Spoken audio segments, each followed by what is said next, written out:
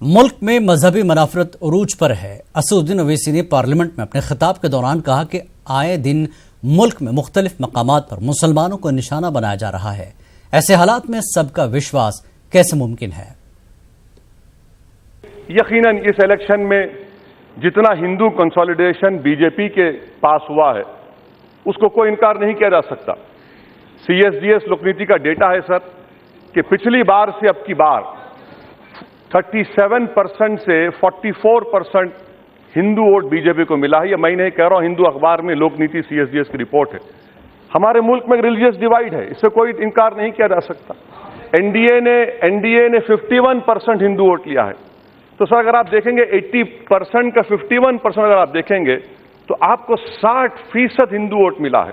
مگر یہ جو ڈیٹا آیا ہے اس سے صاف ظاہر ہو گیا ہے کہ ہمارے وطن عزیز میں یہ بڑی افسوسناک اور بدبختی کی بات ہے کہ ریلیجیس ڈیوائیڈ ہے، اس سے کوئی انکار نہیں کیا جا سکتا۔ صدر جمہوریہ نے نکاح حلالہ کی بات کی۔ میں حکومت کو بتانا چاہتا ہوں کہ آپ کے پاس کون ایسے ناقص جاہل لوگ بیٹھ کر یہ خطبہ تیار کرتے ہیں؟ اسلام میں نکاح حلالہ کوئی نام کی چیز نہیں، صرف نکاح ہے۔ اور ان قابل لوگوں کو بتائیے کہ سپریم کورٹ کے ججمنٹ کے بعد جب نکاح ٹوٹتا نہیں ہے تو حلالہ کیسے ہوگا؟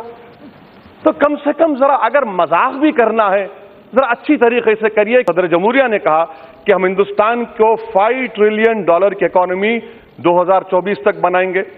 اس میں بات ہوئی سب کا وشواس کی کہ strong, safe, prosperous and all inclusive India بنایا جائے گا۔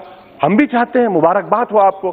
مگر آپ مجھے بتائیے سر، اگر ہر 1 مہینے میں یا 2 مہینے میں کسی ایک مسلمان کو لنچ کیا جائے گا، ٹوپی کے نام پر مارا جائے گا، گائے کے گوشت کے نام پر مارا جائے گا، اس کو چوری کے نام پر مارا جائے گا، اس کی جان کو اگر لیا جائے گا، آپ بتائیے کیسے آپ ہندوستان کی 2024 تک $5 ٹریلین کی اکانومی کیسے کر پائیں گے آپ؟